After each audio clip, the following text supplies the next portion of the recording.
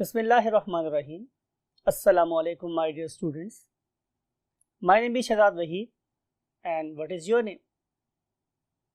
Yes. Why I am asking this question today from you students? Because perhaps I may miss your name from my mind.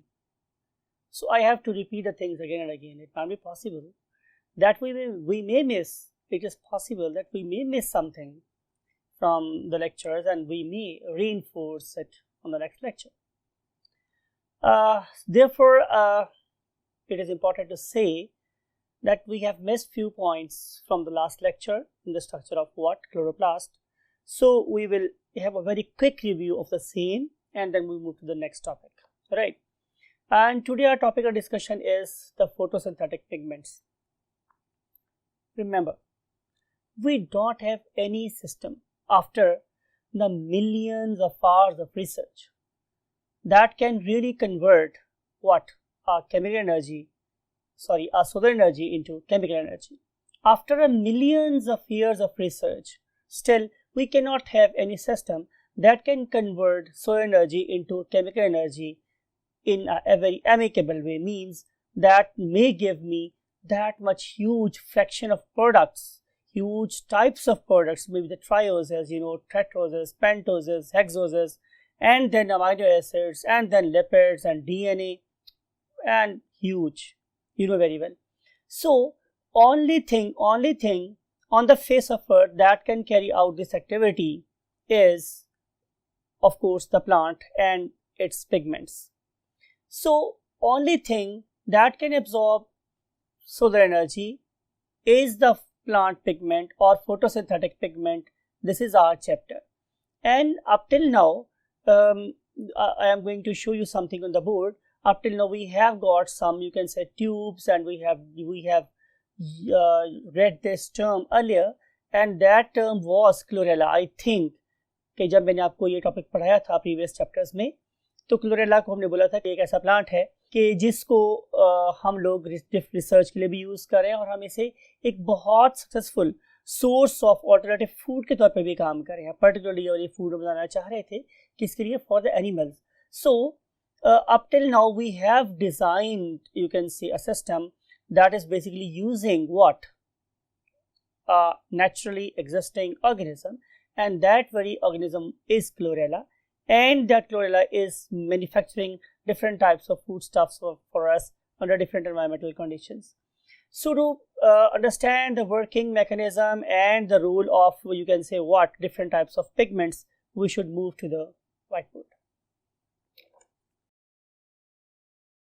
Welcome to the whiteboard, my dear students, and we are going to revise structure of chloroplast very quickly. And very well, we have got a plant, and plant is basically consisting of definitely root, stem and leaves, and our focus is basically a leaf. And very well, leaf have got two sides. One of them is upper side. अगर आप collective भी अपने mind में रखेंगे तो आपको ज़्यादा बेहतर अंडरस्टैंडिंग होगी. और जो other one was lower side. और मैंने आपको बोला था कि अपर साइड के ऊपर there is a protective coat, and that protective coat is basically what? Cuticle, and it is basically a waterproof material, waxy waterproof material. And in between these two, you can say upper side and lower side, look at this.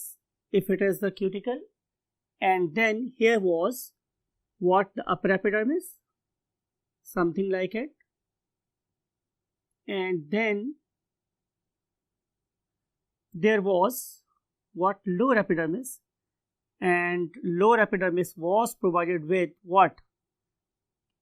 Yes, exact, very fine, my dear students.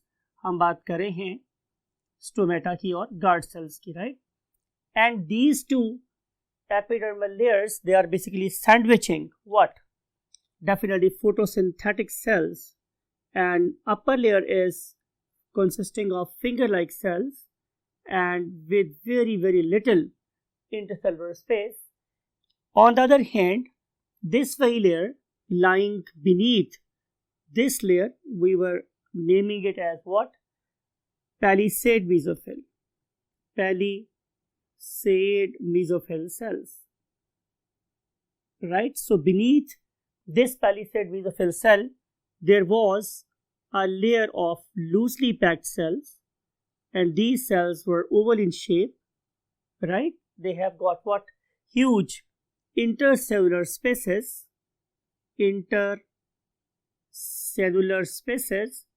And these particular spaces are also known as what? Yes, air chambers.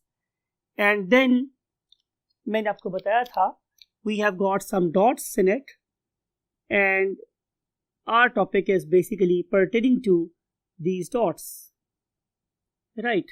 So let's move to these dots. अगर मैं इस dot को focus करूं, एक dot को, तो मैंने आपको बताया था, it is basically chloroplast, and this very chloroplast is double membrane bound in structure, and let me allow to draw these two membranes in two different colors so that you may have more better picture or concept in your mind. So I am going to draw the upper layer as red and inner layer what as black. Right. This very upper layer of the chloroplast is more permeable. It is more permeable, or it is freely permeable for some substances like water and CO2. And if you look at the inner membrane, outer membrane was more permeable.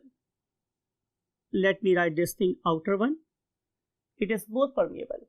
And if you look at the inner one, this one, it is less permeable. It is less permeable. I am talking about what? The inner membrane. Now, there is a space in between the two membranes, outer membrane and inner membrane. There is a space, and then there is another space that is basically bounded by the inner less permeable membrane. And this very area, yes, definitely the same where I am rubbing my finger, this very area. This very area is called as what? Stroma. This very area is called as stroma. अगर आप last time मैंने आपसे discuss किया था कि आपकी जो class है उसमें वो cavity that is bounded by the floor, roof and 4 walls, उस पर्टिकुलर कैविटी को, उस स्पेस को जिसमें आप बैठे हुए हैं, जिसमें मैं आपको पढ़ा रहा हूँ, वो कैविटी, वो स्पेस क्या कहलाती है? स्ट्रोमा. राइट? इसका मतलब ये हुआ कि एक स्पेस दो मेम्ब्रेन के दरमियान में है और एक स्पेस वो है जो इस पर्टिकुलर मेम्ब्रेन के अंदर इनक्लोज्ड, उसे हम लोग बोलते हैं इंटर मेम्ब्रेनस स्पेस, और इसी के नाम देते हैं हम लोग स्ट्रोमा. राइट? इस स्ट्रोमा के अंदर हमने डिस्कस ये किया था कि स्पेसिफिक किस्म की मेम्ब्रेन्स हैं, समथिंग लाइक इट, ये वाली बारीक बारीक सी मेम्ब्रेन्स हैं, और ये जो बारीक बारीक सी मेम्ब्रेन हैं इन्हें हम लोग नाम देते हैं लैमेली, LAMELLAE, लैमेली. जहाँ कहीं भी हमारे पास बहुत ही फाइन सी थिन सी दो सरफेसेस होती हैं उन्हें हम लोग लैमेली का नाम देते हैं. इन्हीं लैमेली से मॉडिफाइड, इन्हीं मेम्ब्रेन से डिराइव्ड क्या है मेरे पास?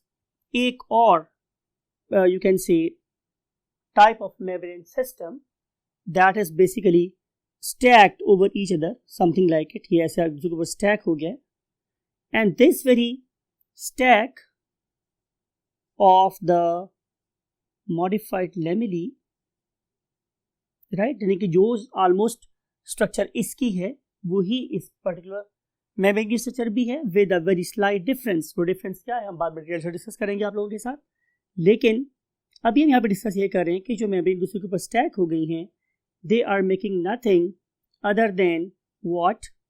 Other than lamellae. And these particular stack structures, these are called as grana. These are called as what? Grana. और इसमें से अगर मैं एक मेम्ब्रेन की बात करूं, एक सैक की बात करूं, एक डिस्क की बात करूं, तो उसको हम लोग लिखेंगे क्या, singular, and name of the singular thing is granum, granum, right. अब जरा बात को गौर से सुनिए। पहले मैंने आप लोगों से दो स्पेसेस की बात की थी, one was intermembranous space and other was what, stroma. Now look at this, still there is an other space and that वाली space is lying inside the granum. तो तीन स्पेसेस हो गई मेरे पास। वो जो ग्रेनम के अंदर की स्पेस है, it is bounded by thylakoid membrane, thylakoid membrane. इसका मतलब ये हुआ कि जो ग्रेना की मेम्ब्रेन है उसका नाम क्या है, थाइलेकॉइड मेम्ब्रेन। उसी का मॉडिफाइड वर्जन क्या है, लैमेली। अब थाइलेकॉइड मेम्ब्रेन और लैमेली आपका डिफरेंस आपस में क्या है कि ये रिएक्शन सेंटर है और ये उनको आपस में जोड़ने वाली मेम्ब्रेन से कनेक्टिव्स हैं, राइट। इन दोनों के अंदर डिफरेंस क्या है, फोटोसिस्टम्स का।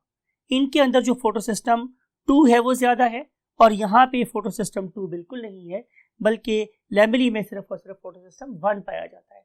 कोई बंदा आपसे ये पूछ ले कि फोटोसिस्टम क्या होता है, तो आपको बताना है कि ये वो सिस्टम है that is basically going to absorb various types of what, wavelengths of light. तो हम बात कर रहे थे थाइलेकॉइड मेम्ब्रेन की। तो थाइलेकॉइड मेम्ब्रेन के अंदर भी एक स्पेस है और उस पर्टिकुलर स्पेस को जाहिर हम लोग क्या बोलेंगे, मैट्रिक्स ऑफ थाइलेकॉइड मेम्ब्रेन।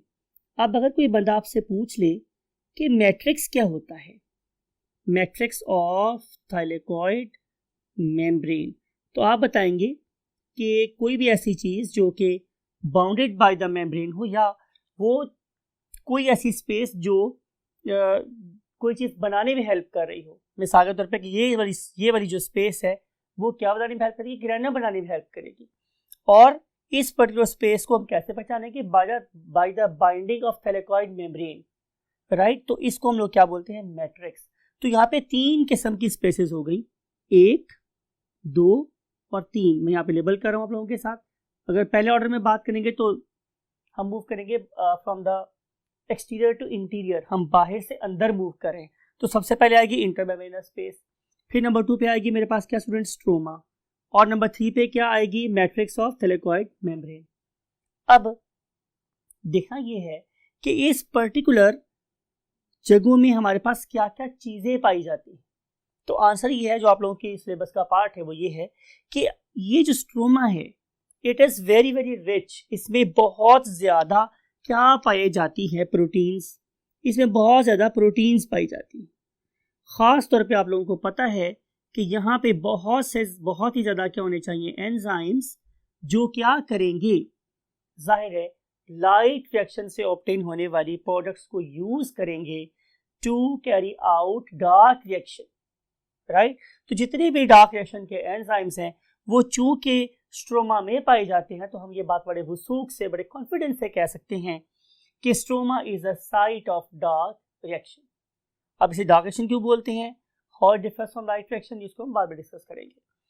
तो बात होगी स्टूडेंट्स मेरे पास के स्ट्रोमा ये प्रोटीन रिच सब्सटेंस होता है। फिर अगर मैं आप लोगों से इसकी बात करूं तो यहाँ पे हमारे पास ज्यादा क्वांटिटी में क्या प्रेजेंट हो सकते हैं, जाहिर है प्रोटॉन्स और व्हाट, इलेक्ट्रॉन्स। वो कैसे काम कर रहे होते हैं हम इसको फर्दर बाद में डिस्कस करेंगे। अब हम डिस्कस करने वाले स्टूडेंट्स में जो इंपॉर्टेंट बात है वो ये कि अगर आप देखें एक ऐसे प्लांट को, जरा बात को गौर से सुनिएगा मेरी बात को, बड़ी इंपॉर्टेंट बात है ये भी आप लोगों के लिए, कि अगर आप एक ऐसे प्लांट को देखें, अगर आप एक ऐसे प्लांट को देखें जो धूप में ग्रो कर रहा है, राइट, उसका कलर ज्यादा गहरा होता है एज कंपेयर टू उस प्लांट के जो शेडो में ग्रो कर रहा है। तो रीजन दोनों में क्या डिफरेंस हो सकता है, जाहिर है नंबर का। तो नंबर मीन तादाद किसकी, एक क्लोरोप्लास्ट की per unit mesophyll cell very कर सकती है, कहीं ज्यादा हो सकता है और कहीं कम हो सकता है। अब सवाल ये था कि ये कहाँ ज्यादा हो सकता है और कहाँ कम हो सकता है। तो इसका भी बड़ा सिंपल सा आंसर है कि ये जो मेरे पास क्लोरोप्लास्ट हैं, दे आर, मैं एक वर्ड आपकी नजर कर रहा हूं, बड़े गौर से सुनिएगा, they are self replicating organelles. जब मैं वर्ड यूज करता हूं सेल्फ रेप्लिकेटिंग, इसका मतलब ये है कि ये ज़रूरत पड़ने पे अपने आप को डिवाइड कर सकते हैं, चाहे प्लांट सेल डिवाइड हो या ना हो। मतलब ये है कि एक ही प्लांट सेल के अंदर इनका नंबर वेरी कर सकता है time to time and situation to situation.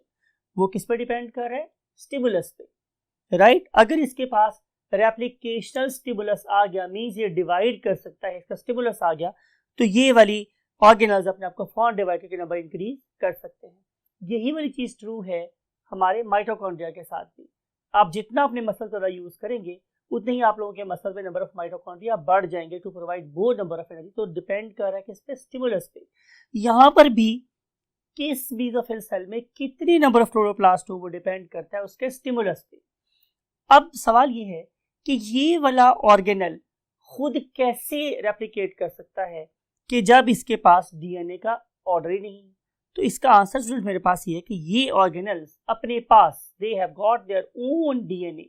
ये बहुत ही इंपॉर्टेंट बात है कि इन ऑर्गेनिजम्स के पास they have their own DNA. इनका अपना डीएनए होता है। जब कभी स्टिमुलस मिलेगा इनको तो ये अपने डीएनए को डबल करेंगे और ये रेप्लिकेट करना शुरू कर देंगे। आपको ये वाली बात भी याद है कि जब भी मैं डीएनए बनाना चाहता हूँ तो जाहिर है ये यूकैरियोटिक, तो ये एक प्रोसेस है जिसमें जाहिर है बहुत सी प्रोटीन भी इन्वॉल्व होती हैं। तो उस वाले केस में फिर आपको क्या करना पड़ेगा? You have to provide them with their own ribosomal machinery as well. तो इनके पास प्लस देयर ओन राइबोसोम, इनके अपने राइबोसोम्स भी होते, राइट। सो इन दो फीचर्स को रखने की वजह से ये वाले ऑर्गेनल्स अपने आप को एज पर रिक्वायरमेंट क्या कर सकते हैं? नंबर को इंक्रीज कर सकते हैं, राइट। सो ये कुछ बातें थी, those are very very important as per your requirement of this particular chapter. अगर हम इसको एक क्विक सा रिव्यू देना चाहें फॉर 1 or 2 minutes, इसका ये है कि ये मेरे पास एक लीफ है, लीफ की ऊपर एक अपर एपिडर्मिस होती है और नीचे एक लोअर एपिडर्मिस है। In between these two layers there are the sandwiches of what? mesophyll cells, and these particular sandwiched mesophyll cells, they have got sausage like or ball like structures that are green color and they can obtain energy from the sun, and these particular organelles are called as what? Chloroplast. If you look at the chloroplast, they consist of course two membranes. One of them is outer membrane, that is more permeable, and the inner one is less permeable, that is called as the inner membrane. In between these two is the very first phase, and the inner membrane is basically bounding a matrix, so the space that is basically provided with a more proteinaceous fluid-like substance that is called as stroma. And in this very stroma, there is a suspended what? Thallic membrane system that can be differentiated into two things. One of them is called as the lamellae, other one is called as what? The granum. And when different granums combine together, they give rise to the grana, right? And these particular grana can be interconnected by means of what? These lamellae or intergrana, right? And then this particular stroma, it is very very rich in enzymes that is essential to carry out all process of photosynthesis. And if you look at their ability, so they have got very unique ability. They can carry out what? Their own multiplication at their own desire, and it is only possible because they have got their own DNA and their own ribosomes. So after this very quick review, let's move to the next topic that is called as photosynthetic pigments. Now we want to go to this very topic that is called as the need of the pigment. जरूरत क्या है? जैसे मैंने आपको अभी introduction में ये बात बोली स्टूडेंट्स के हमारे पास दुनिया में कोई ऐसा सिस्टम अब तक डिस्कवर नहीं कर सके हम लोग after millions of hours of research कि जिसमें हम लोग खुद से कोई सिस्टम बना ले कि जो फोटोसिंथेसिस के कंपेरेबल हो। No one. तो सिर्फ और सिर्फ चीज़ हमारे पास अवेलेबल है वो क्या है? प्लांट्स है, प्लांट में पाए जाने वाले पिगमेंट्स हैं जिनका एक ही यूनिक फंक्शन है कि वो सोलर एनर्जी को ट्रैप कर सकते हैं और ट्रैप करने के बाद उससे ऑप्टिक एनर्जी को कन्वर्ट कर सकते हैं इनटू केमिकल एनर्जी। और आपको याद होगा प्रीवियस लेक्चर में मैंने आपसे बात की थी कि वो जो एनर्जी है वो क्या थी? वो एटीपी थी और NADPH थी। Once we have made ATP and NADPH, now we can utilize it to convert or to synthesize or to make what? New biochemical substances that may be the carbohydrates or amino acids or lipids, blah blah blah, whatever. So it is the need कि अगर इस पूरे अर्थ पे या इस ज़मीन को अपनी फूड की मैनेजमेंट खुद करनी थी, अपने किचन को खुद से रन करना था, तो फिर हमारे पास क्या होना चाहिए था? एक पिगमेंट। सो वो पिगमेंट क्या हो सकते थे? आई अंडरस्टैंड करते हैं। We have discussed the need of what? Photosynthetic pigments, photosynthetic pigments. And now we want to see the next thing, how we can predict, very important question, how we can predict that these particular pigments, they are really absorbing sunlight, right? हमने claim तो कर दिया कि सिर्फ और सिर्फ कायनात में प्लांट के पिगमेंट्स ही वो चीज़ है जो लाइट को एब्जॉर्ब कर सकते हैं, but how we can claim it? क्या एक्सपेरिमेंट करेंगे हम लोग? Look at this. हम लोगों ने स्टूडेंट्स लिया एक लीफ और उस लीफ को हमने कर लिया चॉप। व्हेनेवर वी से द वर्ड चॉप, इसका मतलब ये है कि मैंने उसके छोटे छोटे पीसेस बना लिए और पीसेस बनाने के बाद मैंने उनको एक बीकर में डाला और बीकर में डालने के बाद उसमें ऐड कर दी क्या? अल्कोहल। आप मेरे से सवाल कर सकते हैं कि सर आपने अल्कोहल क्यों ऐड की? तो इसका आंसर ये माय डियर स्टूडेंट्स कि जो अल्कोहल है वो ऑर्गेनिक है और जो क्लोरोफिल है मेरे पास वो भी क्या है? ऑर्गेनिक। तो यू नो वेरी वेल कि ऑर्गेनिक चीज़ें ऑर्गेनिक चीज़ों में ही हल होती हैं। ऑर्गेनिक सॉल्यूट ऑर्गेनिक सॉल्वेंट्स में अच्छे हल हो जाते हैं। तो अगर मैं इनको भेजूंगा तो ये अपने साथ क्लोरोफिल को डिसॉल्व करके बाहर ले आएंगे। इसके अलावा हम लोग कार्बन टेट्राक्लोराइड CCl4 भी यूज कर सकते हैं इस टास्क को अचीव करने के लिए। अब हमारे पास क्या आ जाएगा स्टूडेंट्स? क्लोरोफिल का सोल्यूशन, राइट? आप क्या करें, आप लोग क्लोरोफिल के सोल्यूशन को एक क्यूवेट में डाल दें, राइट? ये मेरे पास एक बहुत ही फाइन से प्लास्टिक की बनी हुई एक 1 centimetre by 1 centimetre and almost 4 centimetre एक ट्यूब होती है। ऐसे भी 1 सेंटीमीटर है और ऐसे भी ये 1 सेंटीमीटर की, इस तरीके से ये 4 सेंटीमीटर लंबी होती है। इस पर्टिकुलर ट्यूब में हम ये वाला सॉल्यूशन भर देंगे, that is definitely rich in chlorophyll because we have dissolved it in alcohol. फिर हम क्या करेंगे स्टूडेंट्स? सर आप आपको गौर से सुनिएगा। हम लोगों ने किया क्या स्टूडेंट्स? इस पर्टिकुलर क्यूवेट को एक रे की रोशनी में रख दिया, right? For example it was white light, right? ये मेरे पास एक सफेद रंग की रोशनी थी और मेरा ख्याल है कि आप सारे पढ़े लिखे बच्चे हैं, आपको ये बात बिल्कुल पता है। 9th में भी पढ़ के आए आप लोग, शायद बहुत से बच्चों ने ये वाली बात तो 4-5 में भी पढ़ ली होगी कि जो वाइट लाइट है ये पॉलीक्रोमेटिक होती है।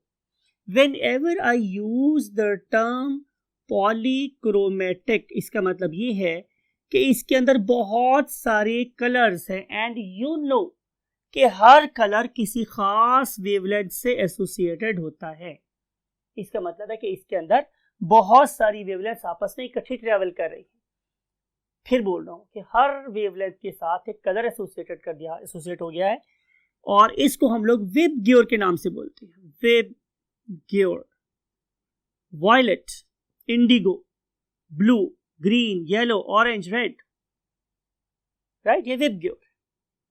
जब मैं इस पॉलीक्रोमेटिक लाइट को क्या करता हूं, इस क्यूवेट में से पास करता हूं, तो पास करने के बाद मेरे पास एक डिवाइस यूज होती है, उसे मैं बोलता हूं क्या? स्पेक्ट्रोमीटर। स्पेक्ट्रोफोटोमीटर। स्पेक्ट्रोफोटोमीटर एक डिवाइस है मेरे पास जो डिफरेंट किस्म की वेवलेंथ्स को मेजर कर सकता है, राइट? अब मुझे ये वाली बात पता है कि मेरे पास वायलेट से लेकर रेड कलर तक कौन कौन सी वेवलेंथ्स प्रेजेंट हैं, राइट? अब जरा बात को अपने गौर से सुनना है माय डियर स्टूडेंट्स, तो तभी बात समझ आएगी आप लोगों को। मैंने क्या किया कि मैंने व्हाइट लाइट को इस पर्टिकुलर क्यूवेट में से पास किया जिसमें क्या प्रेजेंट है? फोटोसिंथेटिक पिगमेंट्स, जिसको मैंने अल्कोहल में डिसॉल्व किया हुआ था, राइट? बात समझ आ गई? अब जब मैं उन पर्टिकुलर लाइट को इस क्यूवेट में से पास करूंगा तो मुझे क्या मिलनी चाहिए? 7 की 7 वेवलेंथ्स। कितनी? 7 की 7, क्योंकि कलर थे कितने? 7, 1 2 3 4 5 6 7। लेकिन मैंने क्या देखा स्टूडेंट्स कि इस पर्टिकुलर विबग्योर में से ना तो मेरे पास ब्लू कलर था और ना ही मेरे पास ग्रीन कलर था और ना ही मेरे पास रेड कलर था। इसका मतलब ये हुआ कि ये वाले 3 रंग मैं किस किस की बात कर रहा हूँ students? I am talking about blue, I am talking about green and I am talking about what? Red. इन तीन रंगों की मैं बात कर रहा हूँ कि ये वाले तीन रंग यहां से एब्जॉर्ब हो गए, या अगर मैं एक और टर्म यूज करना चाहूँ आप लोगों के साथ, वो क्या थी? रिफ्लेक्ट बैक हो गए। या तो ये तीन रंग यूज हो गए कहीं पर, और या फिर यहां से रिफ्लेक्ट बैक हो गए, राइट। बहरहाल ये वाले तीन रंग अब मुझे यहाँ पे नजर नहीं आ रहे, इसलिए मैं इस पर्टिकुलर बैंड ऑफ कलर को, इस स्पेक्ट्रम को क्या बोलता हूं नाम? एब्जॉर्प्शन स्पेक्ट्रम का, एब्जॉर्प्शन स्पेक्ट्रम का नाम दे। इस एब्जॉर्प्शन स्पेक्ट्रम से मुझे ये पता चलता है कि इनमें से कौन कौन से कलर्स या कौन कौन सी वेवलेंथ इस्तेमाल हो सकती है या होती हैं, राइट। ब्लू इस्तेमाल होती है स्टूडेंट्स, रेड इस्तेमाल होती है। तो सवाल ये है कि ग्रीन कहाँ चलेगी? तो आंसर ये है कि हमें कोई भी चीज उस रंग की तब नजर आती है कि जब वो उस पर्टिकुलर वेवलेंथ के अलावा बाकी सब वेवलेंथ को एब्जॉर्ब कर ले और उस पर्टिकुलर वेवलेंथ को रिफ्लेक्ट बैक करे। मिसाल के तौर पे ये मेरे पास एक रेड मार्कर है, इसकी ये वाली सरफेस सारे कलर एब्जॉर्ब कर रही है एक्सेप्ट रेड। ये रेड को रिफ्लेक्ट बैक कर रही है, इसीलिए ये रेड नजर आ रही है, राइट। ये मेरे पास एक ब्लू मार्कर है, ये वाली सरफेस ब्लू वेव्स को क्या करे? रिफ्लेक्ट बैक कर, या बाकी सब वेव्स एब्जॉर्ब करे। अब आए दुनिया में प्रेजेंट प्लांट्स को देखें, तो प्लांट्स क्या कर रहे हैं? दे आर एब्जॉर्बिंग और transmitting every wave except green, therefore all green surfaces of the plant they appear green, right, क्योंकि वो ग्रीन कलर को रिफ्लेक्ट बैक कर रहे होते। तो इस पर्टिकुलर स्पेक्ट्रम से हमें ये पता चला कि इसमें से कौन कौन सी वेवलेंथ इस्तेमाल हो रही है और कौन कौन सी जो लाइट है वो रिफ्लेक्ट बैक हो रही है। तो ये था हमारे पास स्टूडेंट कॉन्सेप्ट, क्या? Need of the pigment, use of the photo spectrometer, and then the concept of what? Action spectrum, right. तो ये तीनों बातें अंडरस्टैंड करने के बाद, and now we want to discuss what the types of photosynthetic pigments, the types of photosynthetic pigments। अब सवाल ये है स्टूडेंट्स कि हम यहाँ पे different types of photosynthetic pigments को क्यों स्टडी करना चाह रहे हैं? तो आंसर ये कि जब मैं डिफरेंट टाइप्स के पिगमेंट्स को एनालाइज करता हूँ in the terms of this absorption spectrum, तो मुझे ये पता चलता है कि नेचर ने एक प्लांट को ये बहुत ज़्यादा सलाहियत दी है कि वो डिफरेंट किस्म की वेवलेंथ में से क्या करे? एनर्जी को हार्वेस्ट कर सकता हो। So to increase the efficiency of the system, nature has basically placed different types of what pigments into the same cell, right, the same leaf. So let's pay tribute to the architecture of Almighty Allah and study what relation of different pigments to the wavelengths absorbed. So look at this. There are 4 different types of pigments. Number 1 is chlorophylls, right? And you know very well क्योंकि बहुत सारी types हैं हमारे पास. For example, A, then B, then C, and then D. Right? आपको ये बात पता है, हमने डिस्कस किया कि ये हमारे पास ज़्यादा ब्लू और रेड जोन में से क्या करती हैं? एनर्जी को हार्वेस्ट करती हैं या एब्जॉर्ब करती हैं। और जो दूसरी टाइप है मेरे पास, उसका नाम है स्टूडेंट्स व्हाट? केराटिनॉइड्स। और ये जो मेरे पास केराटिनॉइड्स हैं students, they are basically absorbing you can say light from yellow and red zones of the spectrum, right. और अगर मैं बात करता हूँ किसकी? कैरोटीन्स की,